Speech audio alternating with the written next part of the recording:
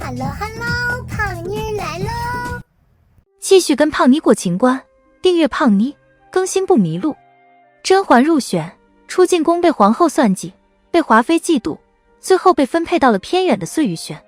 碎玉轩以前本来是唱戏的地方，后来大家都嫌远，就荒废了，改成了嫔妃居住的宫殿。碎玉轩这个名字初听别致，但细品颇有不祥之兆。不知大家发现没有，住过这里的几位小主几乎都没有好下场。第一位是方贵人。借桓归权之口，我们知道方贵人在甄嬛进宫之前就住在碎玉轩，后来她怀了龙胎，不小心失足流产，沉浸失子之痛无法自拔，后被皇上打进了冷宫。甄嬛在碎玉轩院子里的树下挖出了麝香，她一住进来，皇后就送来了花香浓郁的桂花。我们可以推断，方贵人的胎肯定是皇后打掉的。失去了孩子，还永远的失去了自由，方贵人真是一位可怜的女子。第二位住进碎玉轩的是甄嬛。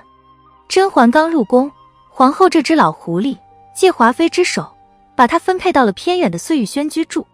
住进来以后，她先是被井里的泡服吓得魂不附体，宫斗的残酷让她索性装病。她不得宠，宫女太监没有好处捞，都闹着要辞职另谋高就。机缘巧合得宠，第一个孩子却流产了，她还和皇上闹崩了，人生进入低谷。后来因为纯元故衣事件，更是被皇后打击得毫无还手之力。更惨的是，还被迫和皇上决裂，远走甘露寺。当然还有为了救甄嬛的刘珠，也在这里惨烈牺牲。第三位住进来的是纯肠子。得宠没多久，她就被曹琴墨和华妃害死了。第四位是甄嬛的好姐妹眉庄。甄嬛去甘露寺后，本来眉庄因为假孕争宠事件就对皇上凉了心，又有意避开皇上，就索性搬进了碎玉轩。没想到她后来和温实初相爱，还有了孩子，但由于安令荣的故意惊吓，眉庄生产时血崩而死。甄嬛身边最重要的人，那些住过碎玉轩的好姐妹全都死了，连她自己也是九死一生，命运跌宕起伏。碎玉轩真的是个不祥之地吗？其实碎玉轩三个字本就暗含了一种悲剧意味。玉，多么高贵纯洁的东西，玉碎意味着至纯至美的东西被打碎，当然也包含一种宁为玉碎不为瓦全的抗争。这寓意着住在这里的几位女子，即使为自己的命运抗争过，可依然难逃命运的捉弄，避免不了红颜薄命的结局。她们无一幸免的成为了宫斗的牺牲品。方贵人一听这名字，就知道这一定是一位容貌脱俗、气质清丽、心性单纯的女子。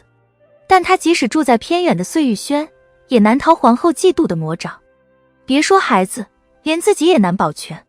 一朝芳华开尽，零落成泥碾作尘，再回首，已是露冷魂孤，心中愁怨向谁说？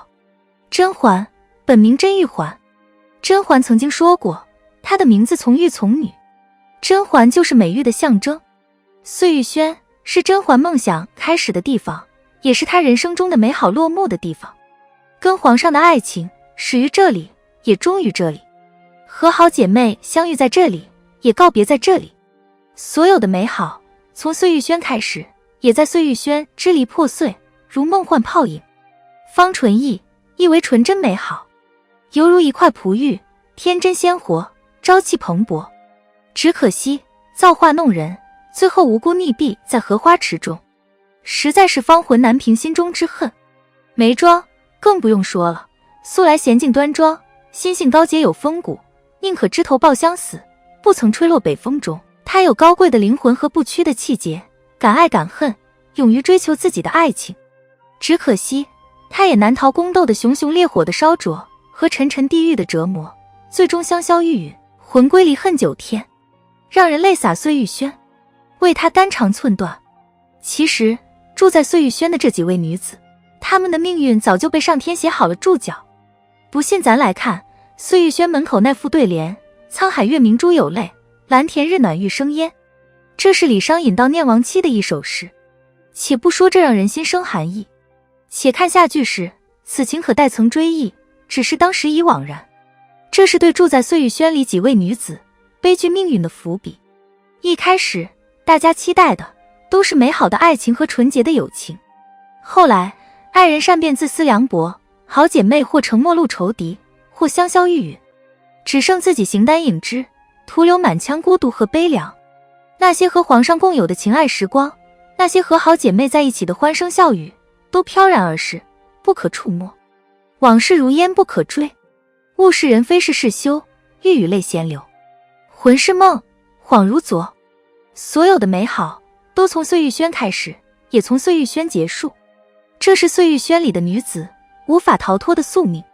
跟碎玉轩有关的方贵人、甄嬛、纯儿、眉庄，以及和他们有关的美好情事，都在时光里随碎玉轩一起引入尘烟。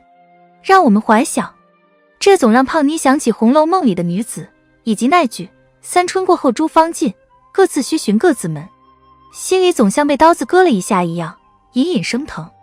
好了，本期的影片就到这里，喜欢胖妮，辛苦给影片点赞，订阅胖妮，下期更精彩。